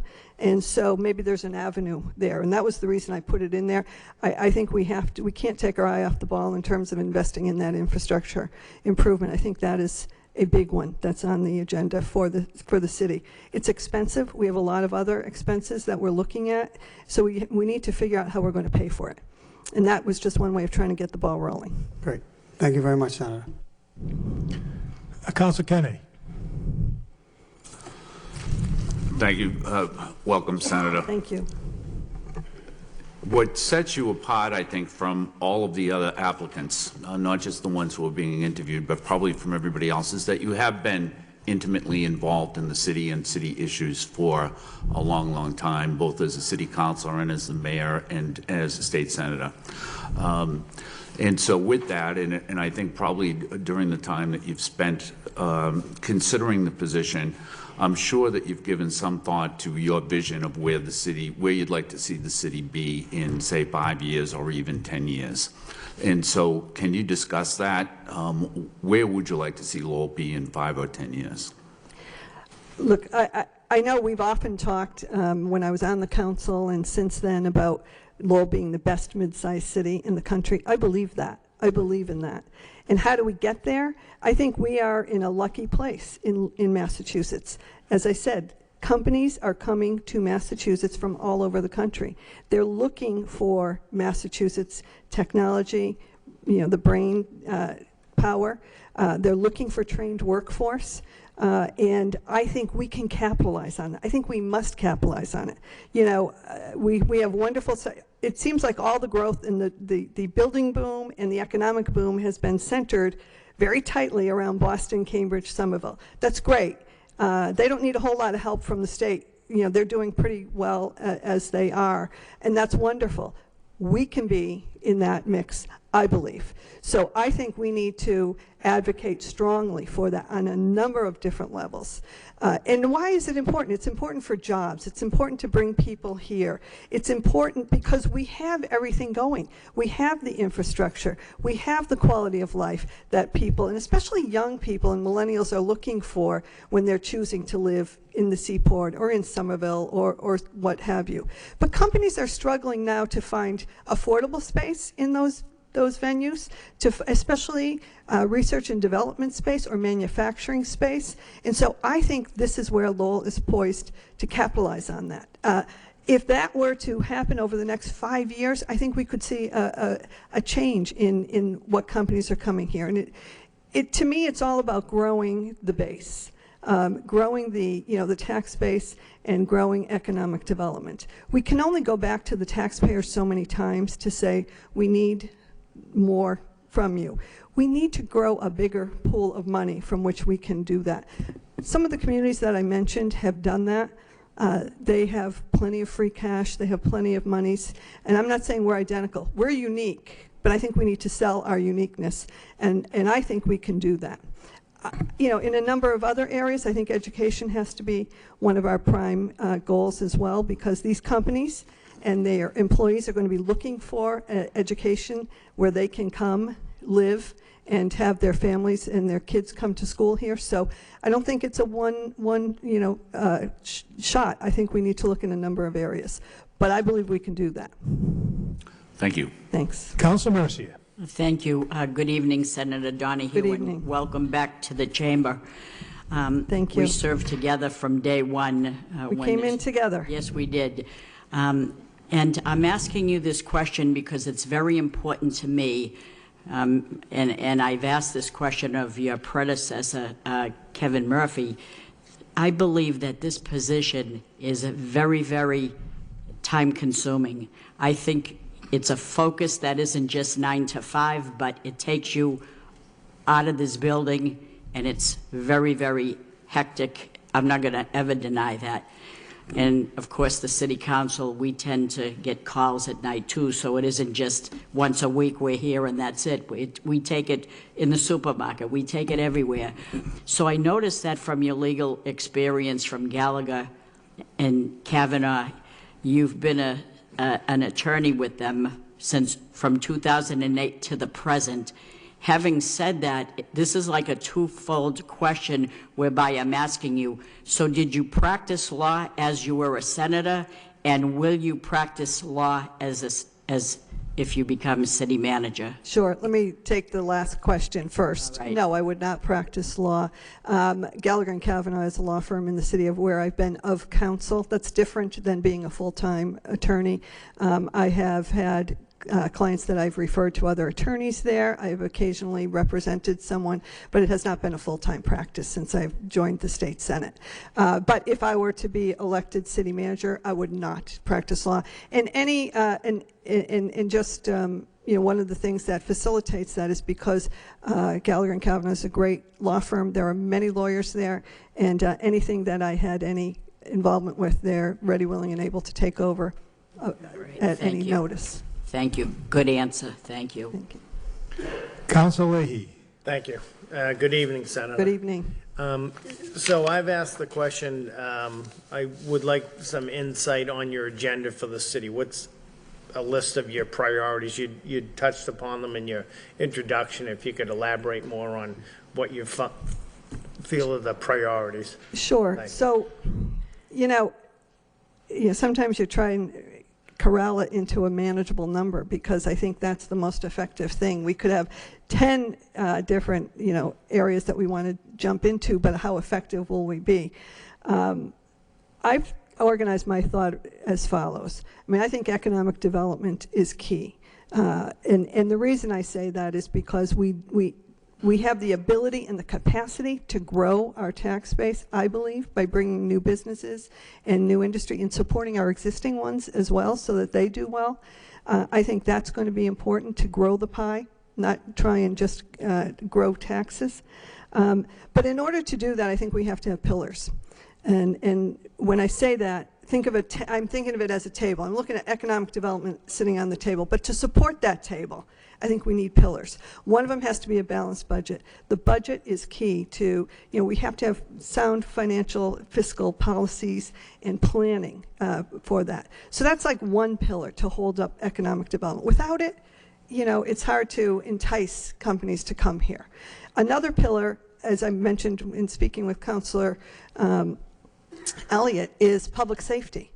And I said this 22 years ago when I campaigned. If we don't have public safety, nobody is going to want to come here to live or to grow their business. If they're not feeling safe in the streets or in their homes, that has to be paramount in terms of that. So that, I think, is a critical pillar before we can even believe that we can do something significant with economic development. And that will include, but not be limited to, what's the infrastructure? What's the sustainability for public safety? I think the other pillar is partnerships. And the city of Lowell has been blessed by having lots of partners.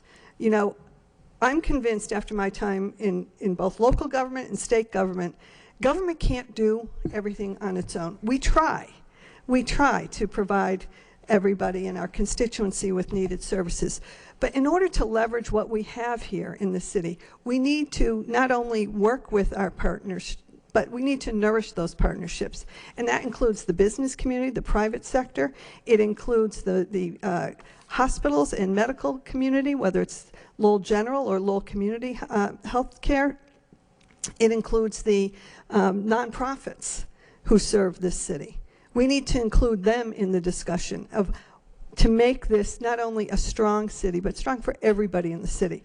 It includes the educational partners, and I think that was mentioned here. But the university and the community college can play critical roles for us in growing and sustaining this city. And I will, I mentioned before our partnerships with the innovative component of UMass Lowell. I think that's important. But the community college we shouldn't overlook, because when we did the economic development bill, and I was the chair of the committee when we did that and we wrote that bill, it was a $1.2 billion bill of economic development. Well, some may think, well, that's just giving grants to people or to cities or to people to try and jumpstart economic development. A big component was training our workforce, making sure that the workforce has the skills needed. We have a community college right over the street that can do that for many of our residents. They can get the training they need for the jobs that these companies are coming to Massachusetts for, and that will be an attraction. So I think our educational partners are key to economic development. And then lastly, I think the neighborhoods. I know, Councilor Murcia, the neighborhoods have always been important to you. I think they are more important now than ever. We have great neighborhoods. We have great living in our neighborhoods. But we have to make sure, and I think as a city manager, your job is to make sure they're being provided with the essential services every day. In terms of, you can't lose sight. We can't only be looking at, let's land the big fish in terms of jobs or a big corporation. We've got to make sure that our neighborhoods are taken care of. That's where the vitality and the health of the city is. And that's every neighborhood. And nobody can be overlooked in this process. So we provide essential services. We include the neighborhoods in what we're doing. Everybody has a buy-in. And I think if everybody has a buy-in, that's just going to only go to the benefit of Lowell, making Lowell even a greater city than we have. Thank you. Councilor Malinazzo. Thank you. Good evening, Senator. Let me begin by thanking you for what you've done over the years. As part of the delivery team in the state side, you and the state delegation has certainly brought the resources that we've needed to get to this point today. But you're right, there's such greatness to look forward to in the city of Lowell. And I was also very impressed with your references between Senate President Chandler and Secretary Ash and Attorney Gallagher, and I think that those references alone go a long way to saying what you'll be able to accomplish, in my opinion, as city manager. But to pick up on the economic development question, between the Hamilton Canal Innovation District, the Tanner Street redevelopment, the various neighborhood districts, do you think that we continue to have the capacity in the Planning and Development Office to move all those projects forward, or is there something that you would like to see done differently or change the mechanics, if you will? There's an awful lot in the way of investment that needs to take place, as you indicated, to expand the commercial tax base. So how would you go about making sure that those all stay as priorities and all keep moving forward? Well, we have over 20 departments, but and they're all important. Believe me, I mentioned the police department and fire; they're all important. But the planning and development, Department of Planning and Development is, in what I'm talking about for economic development, is a critical component. Now, I remember who was there and what they were doing, but that goes back a few years. It's been 10 years since I've been here. But we have to look at that. We have to make sure that they have the capacity to do what we're asking them to do. They've got to be able to hit the ground and reach out and kind of execute the plans that we all together are going to ask them to do. So I couldn't pass judgment on it today, to be honest, but I will tell you it would be one of the focuses that I would have upon being, if I was lucky enough to be selected. Council New. Thank you. Good evening, Senator. Good evening. Senator, you mentioned partnership with nonprofit. You also touched on a little bit your involvement with some of those nonprofit. It seemed like you believe that nonprofit play a role in this development or the economic development of the city. How can their contribution be maximized to achieve a broader economic development goal for you, for the city, and for them? Well, as I mentioned, I think it's a benefit to have all of our nonprofits in the city. And oftentimes what happens, I think nonprofits operate in silos. They're doing their good work and they're not connecting to other nonprofits or to the city for that matter. I think it's very helpful if we can make the necessary connections when possible, and also connect the nonprofits with the city. I mean, I'll bring up the example that, a couple of weeks ago, Manager Murphy and myself hosted the annual St. Patrick's dinner, and the benefit went to the CMAA, the Cambodian Mutual Assistance Association, and that was to benefit their after-school and summer programs. Now, one of those programs, the Future Stars or the Stars Camp, which is in the summer, was one that I was involved with in starting back in 1998 or 1999 with Judge Mark Wolf from the federal court. And that partnership brought kids who would otherwise be on the street, susceptible to gangs, into a healthy, constructive summer activity. We had to do a lot of things to get people involved, and it meant community outreach. It meant going into the homes and talking to the parents and letting them know this is a really beneficial program. And they not only had a sports camp, but they had mentorship and a whole lot of positive things. I'm happy that it's still in existence today, and it also benefits our kids, our school kids, our children who are out, and that's just one example. There are so many examples of nonprofits doing great things. I've always been amazed as I go around the city, and you go from, as you all know, you go from one event to another, and it's just stunning how much good work is being done out there. I think we need to, as I said, help them build capacity. I think we need to communicate and maybe just start leveraging so that the whole city can benefit from whatever they are doing. Thank you. Any questions by any of the other councilors? Councilor Noon? May I do one more question, Senator? In terms of selecting key personnel, the city has been less diverse. In your own view, how would you reach out to more diverse community in terms of hiring, city hiring? So I think, I'm not sure what the makeup is currently of the city employees, but I do think it's important in a city such as Lowell that there is an effort and outreach to include representatives from each community. And obviously you still want to hire the best person for the job, but making sure that that message is reaching all the communities. So you know, the internet comes to mind, but not every community is accessing the internet in the same way. I think we have to find out what is their source of information. You know, is it the newspaper? Is it the radio? Are there certain programs? Is it the LTC? Are there, you know, their language newspapers that notices can be posted in, as well as broadly posting any openings and positions. I think posting is key, number one, but I also think making sure that the message gets out. One of the challenges today, you know, we have this worldwide access to information, it seems, and yet in some respects it can be harder to reach people than ever before, because there's so many avenues of getting information. It's not just one source. But that's not an excuse. It's just an explanation as to what you'd have to do to try and reach as many as you can, because I agree. I think it's important. Thank you, Senator. Everybody set. Senator Donohoe, do you have any questions of us? No. Okay. I don't. Closing statement? Sure. I appreciate your time, and I appreciate you giving me the chance to explain to you why I'm very interested in this position. I was where you were a couple of times, and I know it's not an easy task for you. And I know how important it is for the city to make the right move and the right choice. I guess what I can tell you that I'm ready to do, and what I think in my candidacy is, I'm ready to hit the ground running. You know, I'll use the high school just as a brief example.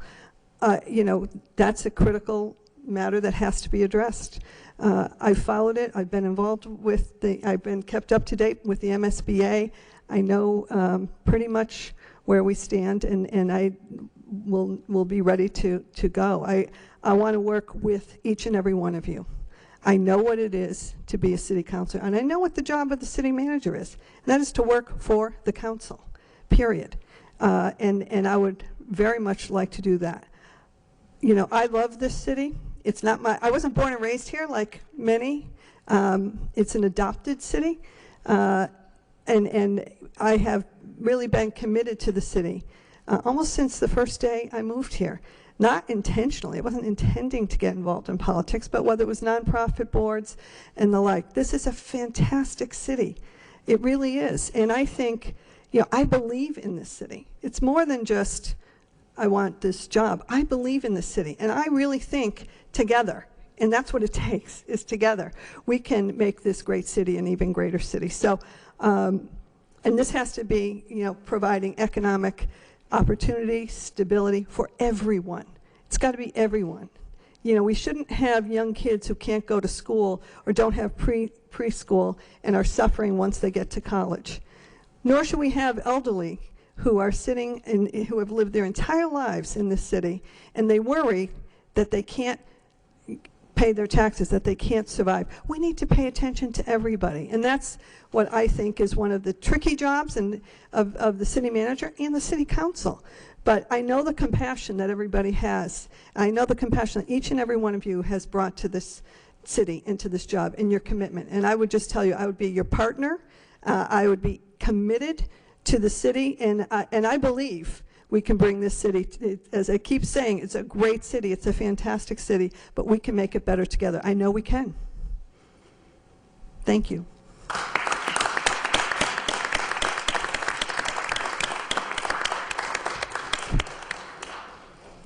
I need a motion to adjourn the special meeting. So move. So moved by Councilor Elliott and second by Councilor Mercia. Thank you. Thank you. 2-minute break.